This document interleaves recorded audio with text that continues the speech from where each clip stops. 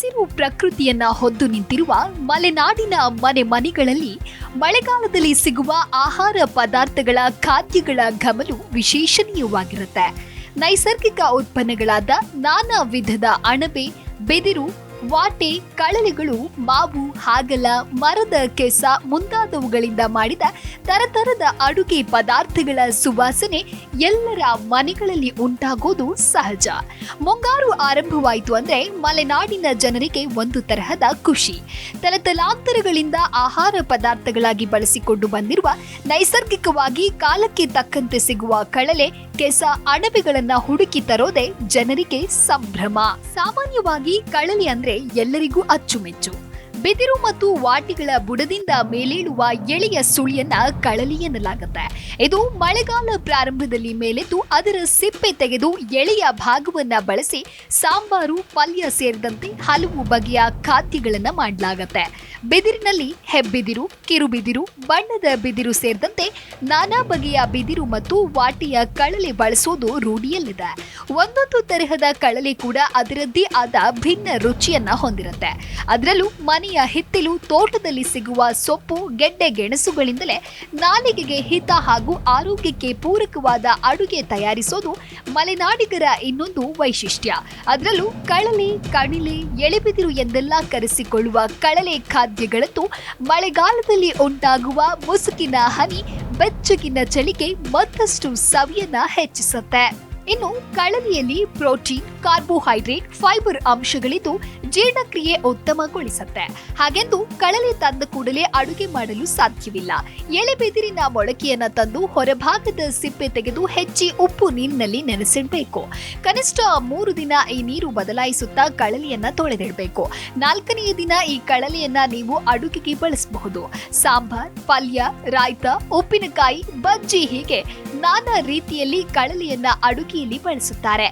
ಕಳಲೆಯ ಎಲ್ಲ ಖಾದ್ಯಗಳ ಪೈಕಿ ಸಾರು ಮತ್ತು ಅಕ್ಕಿ ರೊಟ್ಟಿ ಹೆಚ್ಚು ಜನಪ್ರಿಯವಾಗಿದ್ದು, ಕಳಲೆ ಸಾಂಬಾರನ್ನ ಪ್ರಾದೇಶಿಕವಾಗಿ ಬೇರೆ ಬೇರೆ ವಿಧಾನದಲ್ಲಿ ಸೇರಿಸ್ತಾರೆ.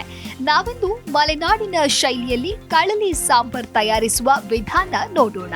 ಮೊದಲಿಗೆ ಒಂದು ಕುಕ್ಕರ್ಗೆ ತೊಗರಿ ಬೇಳೆ ಹಾಕಿ ಚೆನ್ನಾಗಿ ತೊಳೆದು 3 ವಿಷಲ್ ಕೂಗಿಸಿ ಚೆನ್ನಾಗಿ ಬೇಯಿಸಿಕೊಳ್ಳಿ. ಬಳಿಕ ಒಂದು ಪಾತ್ರೆಯಲ್ಲಿ ಹೆಚ್ಚಿದ ಕಳಲೆ ಅಥವಾ ಕಣಿಲೆ ಹಾಕಿ ಚೆನ್ನಾಗಿ ತೊಳೆದು ಬೇಯಿಸಲು ಇಡಿ.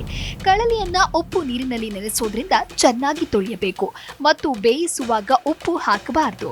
ಇನ್ನೊಂದು ಕಡಾಯಿಯಲ್ಲಿ ಎಣ್ಣೆ ಹಾಕಿ ಕಡಲೆ ಬೇಳೆ, ಉದ್ದಿನ ಬೇಳೆ, ಕೊತ್ತಂಬರಿ, ಜೀರಿಗೆ, ಮೆಂತೆ, ಲವಂಗ ಹಾಕಿ ಚೆನ್ನಾಗಿ ಹುರಿಯಿರಿ. ಬಳಿಕ ಇದಕ್ಕೆ ಒಣಮೆಣಸು ಸೇರಿಸಿಕೊಳ್ಳಿ. ಖಾರ ಹೆಚ್ಚು ಬಯಸುವವರು ಗುಂಟೂರು ಮೆಣಸನ್ನ ಸೇರಿಸಿಕೊಳ್ಳಬಹುದು. ಬಳಿಕ ಇಂಗು, ಕರಿಬೇವು ಸೇರಿಸಿ ಹುರಿದು ಆರಲು ಬಿಡಿ. ಬಳಿಕ ಈ ಮಸಾಲೆಗೆ ಹಸಿ ತೆಂಗಿನ ತುರಿ, ಹುಣಸೆ ಹಣ್ಣು ಸೇರಿಸಿ ನುಣ್ಣಗೆ ರುಬ್ಬಿಕೊಳ್ಳಿ.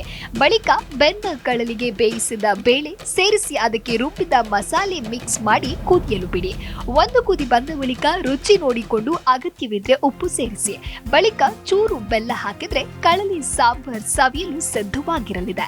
ಇದಕ್ಕೆ ತುಪ್ಪದ ಒಗ್ಗರಣೆ ಸಹ ಹಾಕಬಹುದು. ಬಾಣಲಿಗೆ ತುಪ್ಪ, ಕರಿಬೇವು, ಸಾಸಿವೆ, ಇಂಗು ಹಾಕಿ ಒಗ್ಗರಣೆ ಕೊಡಬಹುದು. ಕೆಲವರಿಗೆ ಒಗ್ಗರಣೆ ಇಷ್ಟವಾಗುವುದಿಲ್ಲ, ಅವರು ಹಾಗೆ ಸಾಂಬಾರ್ ಸವಿಯಬಹುದು. ಒಮ್ಮೆ ನೀವು ಕೂಡ ಮಲೆನಾಡಿನ ಈ ವಿಶೇಷ ಖಾದ್ಯ ತಯಾರಿಸಿ ರುಚಿಯ ಸೊಬಗನ್ನ ಸವಿಯಿರಿ. ಜಿ ಕನ್ನಡ ನ್ಯೂಸ್ ಈಗ ನಿಮ್ಮ ಮನೆಯಲ್ಲೇ ನೋಡಿ. ಎಲ್ಲ ಕೇಬಲ್ಗಳಲ್ಲಿ ಈಗ ಲಭ್ಯ.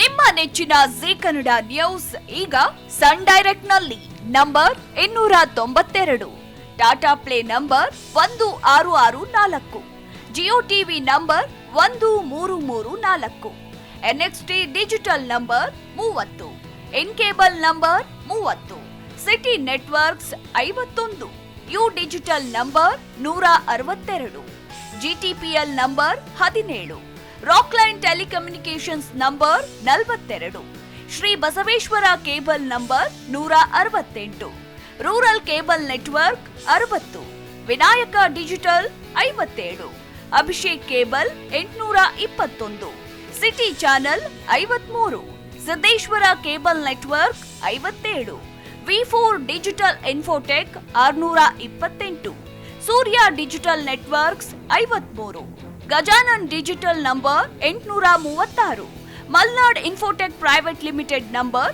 56, metro cast number 830, victory digital number 167ರಲ್ಲಿ ನೋಡಿ ಆನಂದಿಸಿ.